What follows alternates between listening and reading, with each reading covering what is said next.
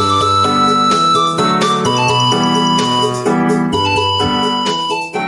morning, good morning, good morning, good morning, and welcome to the Africa Weekly Talk. Today's subject on the docket is Let's Make Africa Great Again. And to make Africa great again also requires the citizens and governments of our various African countries to break the backbone of high level of bad governance, high level of corruption, and the lack of rule of law that has engulfed the continent for so many years. But fellows, the reason why I'm saying this today has to do with the drastic political landscape that have shifted in 4 African countries. It started with Senegal, followed by Botswana, Mauritius, and then Ghana quite recently, about a couple of weeks ago. And these political mandates that have been given to these new governments were not given to them just for the sake of continuing with the same old status quo.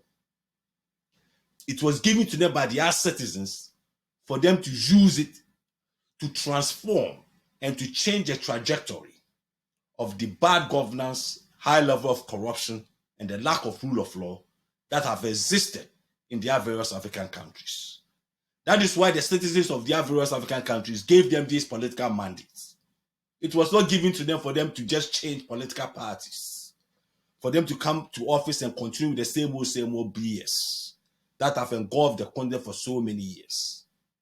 When you get that kind of landslide victory and that mandate from your citizens, it is meant for you to use it to change your country.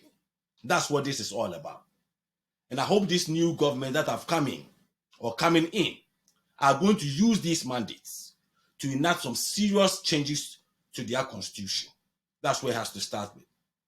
Because if these new leaders and their governments really mean business, like they campaigned on, talking about the level of corruption and abuses and lack of rule of law and so on and so on. If they really mean that business, then the first order of political transformation and to change the trajectory of their various African countries has to go with their constitutions. Fellows, most African countries transition from dictatorial governments to what we have now, electoral democracies in the past 30, 40, 50 years. I'll say most about 30, 40 years. That's when most of our governments transition from dictatorial governments to what we have now. And out of that came with also new constitutions. And for the past 30 years at least, we have all experienced what these electoral democracies mean to, and how they have shaped or informed us in terms of governance. And out of that, we've also come to see the flaws and the deficiencies that exist in our constitutions. So first order of political transformation has to start with our constitutions, where we have to look at the flaws and the deficiencies that have also enabled our corrupt politicians to take advantage of the loopholes that exist in our constitutions to abuse and steal from our various African countries. So it's about time we look at our constitutions as number one key area. When it needs to be amended, we have to amend it to change what has been there that the most of our political leaders have taken advantage of. That is the first area we have to look at. And then we also have to look at term limits. I'm a key proponent of term limits because I really believe that absolute power corrupts and absolutely it does corrupt. When people become used to a political system and get power, they tend to abuse that power that has been given to them by their citizens. In the end, they also become corrupt. And this goes back to the old adage by a British politician, Lord Acton, when he said that in 1887, that power tends to corrupt and absolute power corrupts absolutely, which is very true. So to break that backbone of that level of corruption by our politicians, it's about time we also enact term limits, not just for the presidency, which we already have in most African countries, mainly 2 4-year terms. But even that one also, there have been some issues with some African countries quite recently. I mean, talking about even Senegal, where about a year or two ago, the former president tried to amend the constitution so that he can stay in office for a third term. So to avoid all of these things, and with this political mandate that has been given to these new leaders and their government, go back and look at your constitutions and amend some of these key areas so that other governments coming in the near future will not take advantage of the existing constitution that they have been taking advantage for so many years. So looking at it, like I stated earlier, term limits is one key area that we have to look at. And I'm a strong advocate of term limit because I believe that power corrupts. And it's end up corrupting most of these politicians. I mean, some of them have been in office for how many years? And out of that, they have become enriched themselves out of being in political office in the various African countries. So it's about time we enact term limits. I get it. Some people say, oh, every 4 years, these politicians go to face the voters, and that is part of term limits. I get that. But that is totally different from when you have, let's say, 3-4 year term limits, where a politician stays in office for 3-4 years, maximum, which is 12 years, and cannot run again for that office. It's that simple. I mean, that's how it has to be. So that politician will serve only 3-4 year terms. And then the presidency, they also serve 2 4-year terms. And this is something that we have to look at because of the level of corrupt politicians who have abused the offices that have been given to them by their fellow citizens in their various African countries. So that's one key area we have to look at. Let's amend our constitutions to enact term limits. These term limits are very important. And I understand some people will push back on it. But this is not a far-fetched idea, fellows. This is not a far-fetched idea. Even in the United States, when you go to some states, they do have term limits. And we're talking about a country that pretty much started this in modern-day democratic systems. In some states, they even have term limits there. And the main reason for these term limits are mainly because of the power that when politicians get, and they tend to use it to abuse offices and so on and so forth. That is why these term limits are there. So let's look at our constitutions and amend the constitution to enact term limits. And then another key thing to talk about is the electoral, elected political prosecutor officers.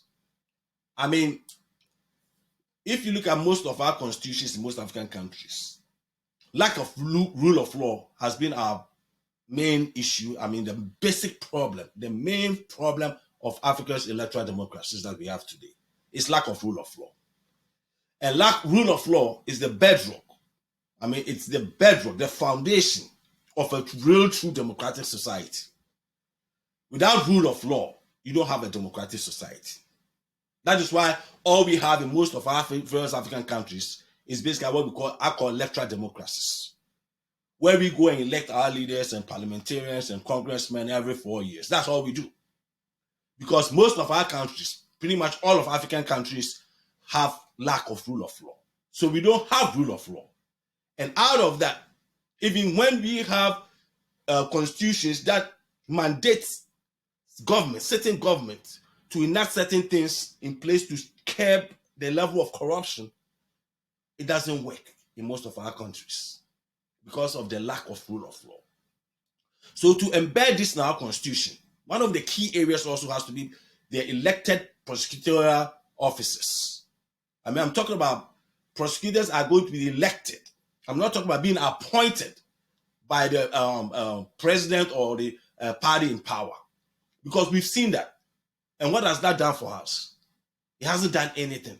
It has become like political vendetta, where opposition parties accuse the other party of using these special prosecutorial offices to go after their enemies and so on and so forth. And also, because of the political power that most of these presidents and the parliaments have, it hasn't worked well for most African countries. So let's look at the elected prosecutorial officers. I'm talking about most African countries, we have what we call states or regions. Each region is going to elect a prosecutorial officer. I mean, a prosecutorial officer, a prosecutor that will represent that region or state.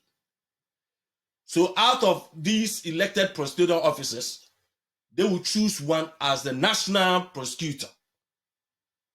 And the national prosecutor of these prosecutor officers will also appoint and enact office of Inspector General department in every ministerial or department offices within the government. So you have the OIGs, which are the office of the Inspector General, who will be working with the state prosecutors or regional prosecutors and the national prosecutor to be the guardrail or the watchdog of government agencies. So they will be the guardrail or the watchdog of government agencies to investigate government contracts, government and procurement policies, and so on and so forth, to avoid the level of corruption that has engulfed most African countries. Look, I understand, these are, new things that I'm talking about. I don't know if any African country has that. I know most of the time they have what they call special prosecutors and so on, so which the sitting government or legislature passes a law that appoints these special prosecutors to investigate crimes that have been committed by government officials and so on and so forth. But these elected prosecutors are only going to be held accountable by their citizens because they are elected, just like members of parliament. So they are only going to be held accountable, and they are also going to have term limits. 3-4 year term limits, just like they are members of parliament. So at the end of the day, they are independent. They don't have to be associated with any political party in your various African country. Political parties have to be out of this when it talks about special prosecutor officers. Special prosecutor officers have to be independent. They don't have to be part of any political party, so they can represent the interest of their regions or the states, as well as the governments, instead of the political parties and the cronies and so on that has engulfed most of our African countries. And that is one of the key areas that is going to help curb down the high level of this political corruption that exists in most of our African countries. Look, I'm not saying that these elected special prosecutor officers are going to erase the level of corruption in Africa. No, I'm not saying that. But that is a fair start, fellas. That is a fair start because we've had democracies in our governments, in our countries for how many years? For the past 30, 40 years. And look at your governments. Look at the level of corruption in your various African countries. Look at the political malfeasance that exists right now. People come into office and within 4 or 5 years, they are now millionaires. Coming in there with nothing.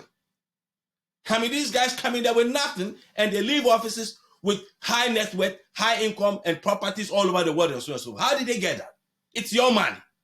And to stop these things, we have to start from somewhere. And it starts with these special prosecutor officers.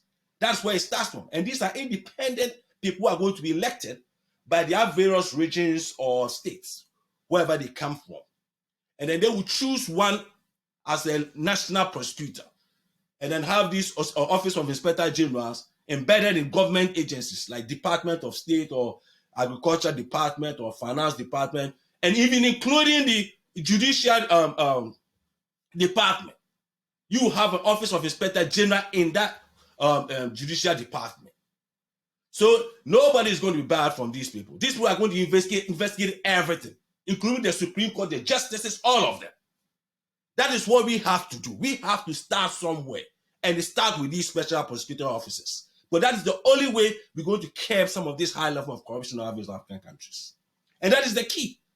This is the key because at the end of the day, the high level of corruption that exists has been the downfall of African socioeconomic development. It has been. Look at your various African countries, like I said earlier. Look at the level of corruption. Monies that are supposed to be used to develop your countries are just being stolen by political leaders and their crony capitalist friends in your various African countries. And where does it stop? Where does it stop? It has to stop somewhere. So if these new leaders and their governments coming in, if they really mean business, like they said when they were campaigning for these offices, then now it's about time for you guys to hold them accountable. It shouldn't be the same old, same old. We are tired of this same old, same old. Every 4 years you go down there, you elect them, they change political parties and same old stuff. Nothing changes. No. It's been over 30, 40 years, fellows. That's what we are talking about, fellows. Over 30, 40 years since we transitioned from dictatorial governments to what we call electoral democracies. And look at your various African countries. Nothing has changed. I mean, the level of corruption has become even worse than dictatorial governments. So what else? So we have to implement new policies. And this has to start with a constitutional amendment to our constitution to put teeth in some of the laws that already exist.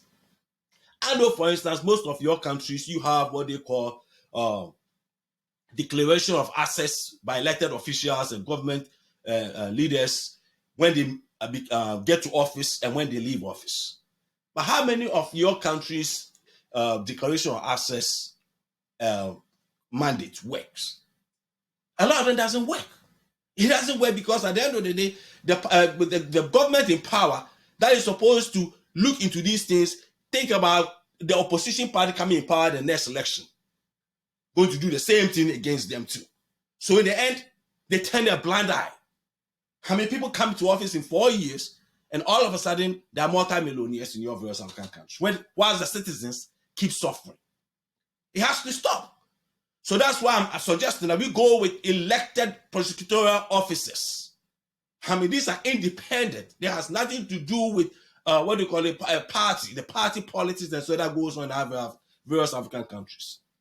These people are going to be elected by their fellow citizens to represent each region, depending on how your countries are structured.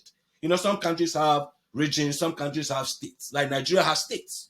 So each state in Nigeria has to have an elected prosecutor who is going to be elected by the citizens of a state in Nigeria.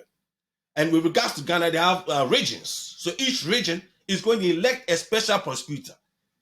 And out of these special prosecutors, they are going to choose one of them as the head prosecutor, who will be the national prosecutor.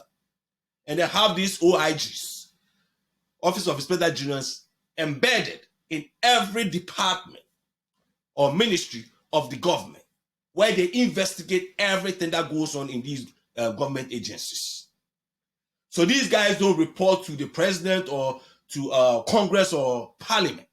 They are also elected, just like members of Parliament. And they also have to face the electorate every 4 years. And they also have 3 4-year terms, also 12 years.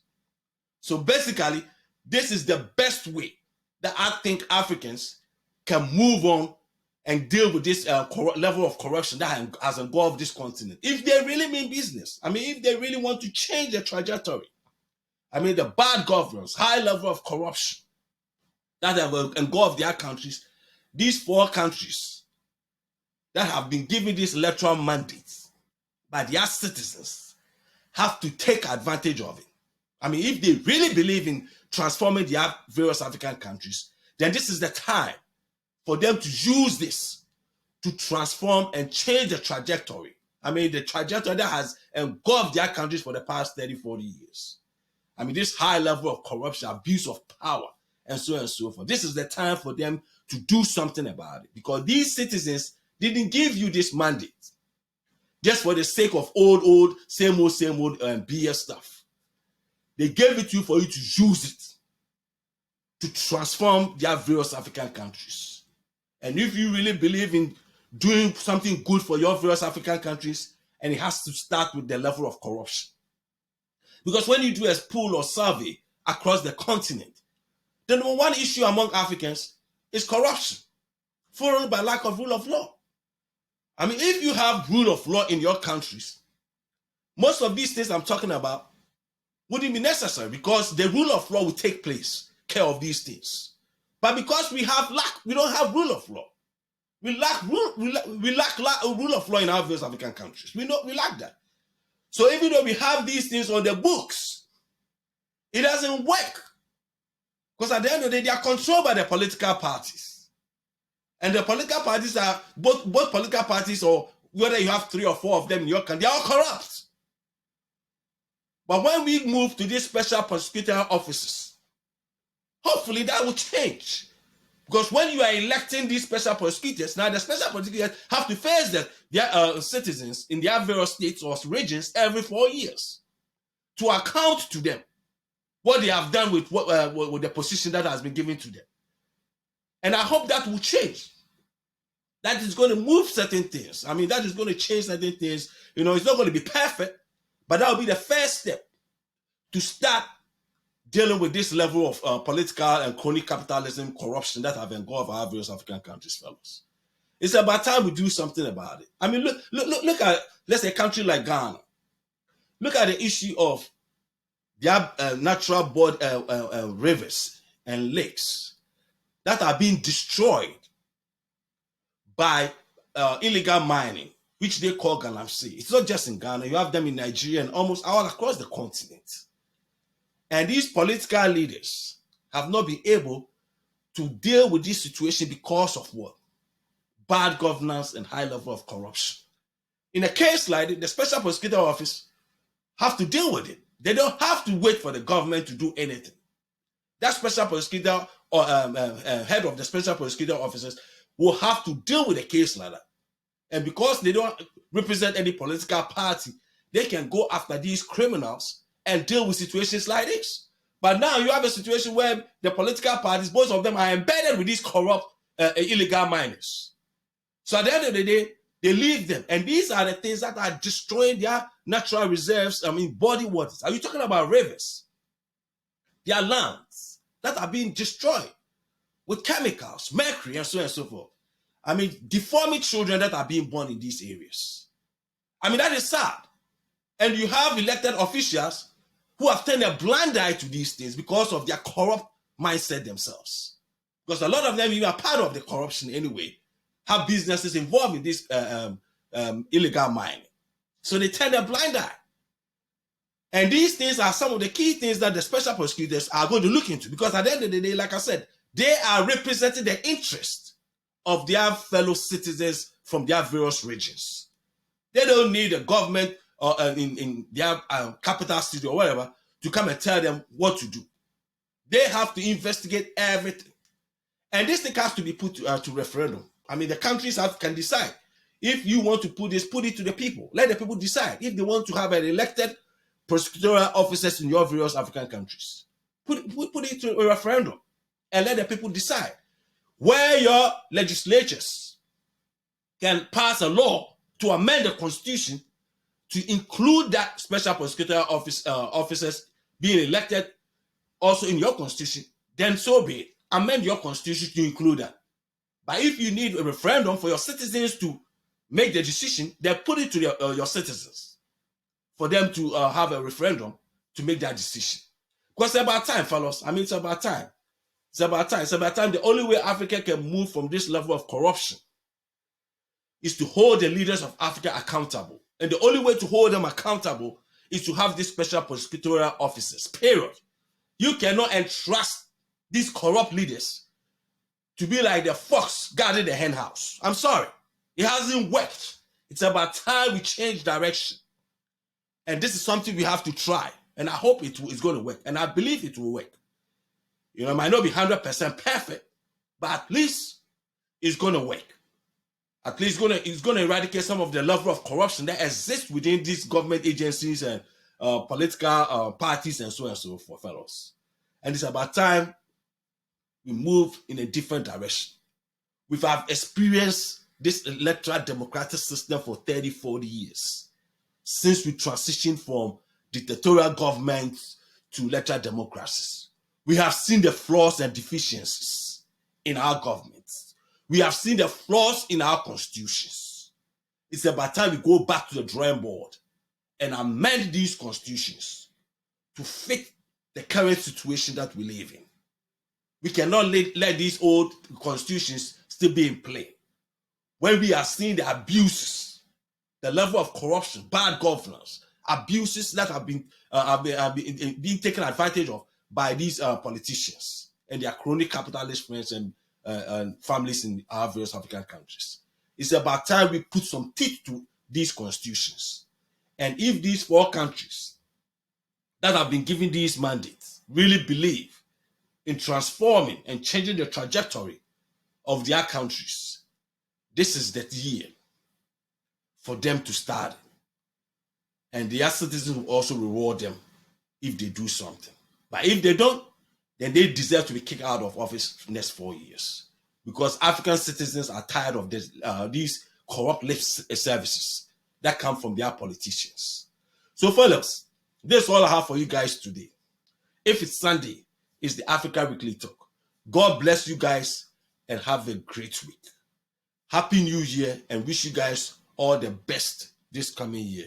Hopefully this new year coming will be great for Africa. Will be the beginning of the transformation and the changes that Africa needs to move it into the 21st century to also become a developed country. Thank you guys, and God bless you guys. Peace and love.